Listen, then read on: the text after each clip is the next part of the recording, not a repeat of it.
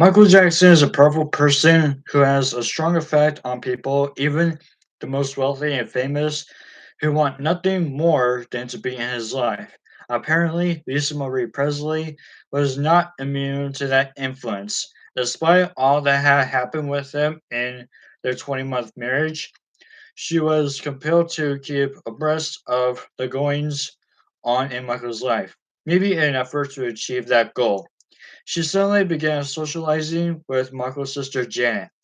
A few months earlier, the two were spotted together at a club in Manhattan called Life, seemingly enjoying each other's company and causing people to wonder what in the world they were doing together. Lisa explained to friends that she was advising Janet on how to get back in shape for her upcoming Velvet Rope tour. Janet had apparently gained about 40 pounds and was determined to lose them and more. However, it's unlikely that Lisa and Janet were going to the gym together. It simply looked like they were having fun because that same week they were seen shopping, having lunch, going to the movies, and even catching on off Broadway play, both in disguises. In September 1997, Lisa attended the launch party for Janet's Velvet Rope CD. Shortly after, they attended the MTV Awards together. When Michael heard from Janet that she was socializing with Lisa, he became intensely interested. Does she ever talk about me? He wanted to know. I bet she still hates me now. Does she hate me now? Janet told her brother that Lisa seemed to hold no grudge against him for what happened in the relationship and, in fact, would actually like to see him. What she didn't tell him was that Lisa had been suspicious of Michael's marriage to Nursery. She knew Michael well enough to know that his goal had always been to have children, and he didn't seem to care how he got them. He had wanted Lisa to bear him a child, but she drew the line there since she didn't want to bring a child into an unhappy union. She suspected that he and Debbie had an agreement to have a baby and that their marriage was just a device to make it legitimate. Jack confirmed that all those suspicions, telling her that Michael did it, married Debbie for Catherine Riley. Lisa didn't hold against Michael any of his choices where Debbie was concerned. You can't blame someone for being exactly who they are, can you? She asked her friend Monica Pastel. A lot of people use surrogate mothers, and if you look at this and really kind of squint at it, I think that's what it is. But she hasn't had to add, it gives me a horrible headache if I think too hard about it, so I try not to. Michael then telephoned Lisa to ask if they could be friends. I've always loved you, he said of her, according to a rare recollection. I hate the way it ended between us. I really do. Lisa told him that an important aspect of her Scientology training was that she not hold into bitterness and anger, and that she had dedicated herself to get past any negative feelings about him. He was happy to hear it. He then invited her and her children to join him in South Africa, where his history tour was finally wrapping up. His mother and father will also be there, he said. So Lisa wouldn't have to feel awkward about the property of such a visit. They were helping him watch Prince Michael, he explained.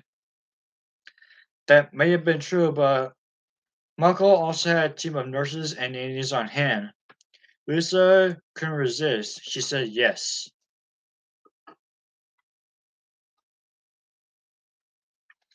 Wherever Lisa's intentions had ever been involving Michael, she still had a deep connection with him, and seeing him building a family with another woman wasn't easy for her.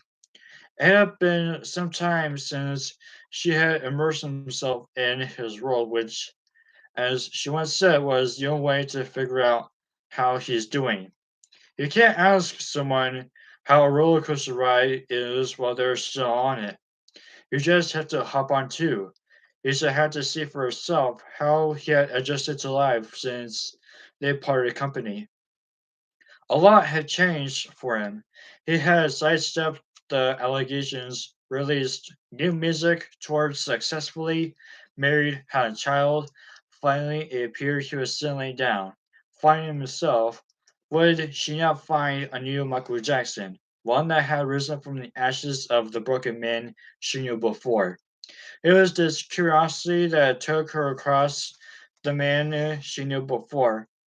It was this curiosity that had took her across the Atlantic twice. She would first join him in London, where he would be playing Wembley Stadium July 12th to 17th. She had Scientology business there, she said. Then she would return to the States and rejoin Michael at the end of the tour in South Africa. Perfect. Michael must have thought as it happened. Debbie was joining him in France, Austria, and Germany June 25th, July 6th.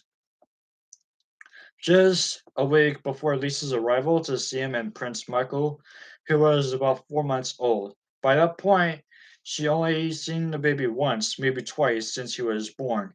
She was planning to leave before the London dates, which was fine with Michael because she and Lisa would then not cross paths.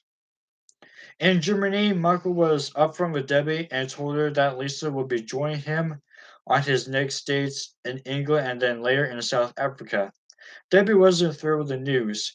She may have thought Lisa was encroaching in her territory, but she got over it quickly. Their relationship wasn't such that she could tell him what to do. Anyway, even if they were married, plus, she didn't really care. Look, the thing is, she told a friend, I don't tell Michael Jackson how to live his life, and he doesn't tell me how to live mine. Debbie always referred to her husband as Michael Jackson. And that's a fact, she concluded. If he wants to run around with his ex wife, I'm not going to stop him. Because I don't want him stopping me if I want to do the same thing with my ex boyfriend. But that's not a normal marriage, is it? Persisted Debbie's friend. We're talking Michael Jackson's marriage here, quipped Debbie. Come on, get real. I have it under control. I'm a grown up, and I know what I'm doing, and so does he. Besides, she said, I think we'll have a big announcement soon. Debbie didn't explain at the time, but she and Michael nearly had, as he would later insist, or did something more artificial to make it happen. While she was in Paris, staying at the Disneyland Hotel outside the city, she became pregnant with his second child. She knew her relationship with Michael, such as it was, wherever it was, not in jeopardy. They had an arrangement, it seemed to work. Meanwhile, in London, Lisa and her two children joined Michael and his parents in London. They all stayed in Michael's $10,000 a night suite at the luxury Carlton Towers Hotel. Michael's 3 days in Wembley Stadium were all sold out. He was in a terrific mood. However, as devoted as Lisa was to it during their visit, she didn't have enough quality time with him to get a handle on Michael's state of being. 3 months went by, and Lisa joined him again in South Africa in October. This time, Lisa stepped off the plane with a shock of blonde hair, moderately resembling the shade of Debbie's hair. During this trip, she made a concerted effort to weasel her way, as she later put it, into his busy days. Lisa and Michael and his parents, son, and her children all stayed at the Palace Hotel in the of Johannesburg. The former couple was seen holding hands and beaming at one another. Yet, beneath the veneer of her pleasant smiles, Lisa had begun to grow uncomfortable with the new Michael Jackson. While he was not nearly as troubled as he was during her reign in his life, some of the changes she saw in him bothered her. For one thing, the vulnerability that he had before bore maybe a paranoia or an impending sense of doom. had now been replaced with a kind of bravo. It appeared that Michael felt invincible. A particularly troubling fact for Lisa was the appearance of a 13-year-old Norwegian boy. He was a cute kid who wore a red baseball cap all the time, given to him by Michael. His presence, even if it was innocent, was disconcerting. Did Michael still not realize how dangerous it was for him, in terms of his public image, to have young boys with him on tour? On Friday, October 10th, Michael performed before 47,000 people at Johannesburg Stadium. Afterward, Lisa spent hours backstage with him. During that time together, she attempted to raise the topic of Michael's new friend. The appearance of impropriety was something that she felt had to be addressed. Yet Michael made it clear to her that the issue would not be discussed. It seemed he no longer acquired or at least welcomed her counsel. It had been the self-dubbing vulnerable part of Michael Jackson that always been the bridge between him and Lisa Marie Presley. Now, without that part intact, and with the bridge of their sexual compatibility also broken down, Lisa felt not just powerless, she also felt like an outsider. The next day, Lisa and her children were on hand for the formal ceremony when Michael was made an honorary member of an African tribe. Balkan Bokwena, people of the crocodile, the 300,000 strong Bafokeng is regarded as one of the richest in the country due to its ownership of the world's second largest platinum reserve. Catherine and Joseph, who met the tribe a few days before, were also given citizenship or certificates.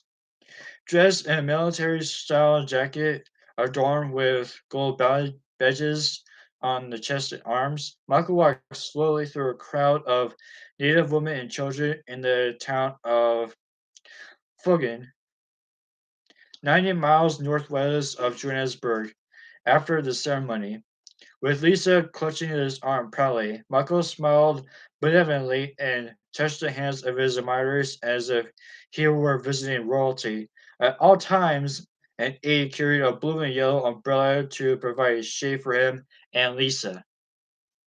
That afternoon, Michael and Lisa went water skiing at South Africa's Sun City Resort. Then that night, they had dinner with Catherine at the resort. During the meal, they applauded as youngsters dressed in leopard skin tribal garb performed for them. The next day, Michael rehearsed for his concert entering his birth stadium. Lisa, with her plans to depart already made, watched from backstage, waiting for Michael to finish so she could say her goodbyes. A small coterie of people watched Michael as he and the dancers rehearsed Thriller. In the middle of the song, he halted the performance. Hold it, guys, he said. It's all wrong. It goes like this. Watch. He then glided across the stage effortlessly, as if on air, thereby demonstrating the correct moves for his troupe. Catherine, who was standing with Lisa, beamed. When I think of how bad it got with those damn lies, and how far he has come since then, I have to cry, Catherine said, not taking her eyes off her son.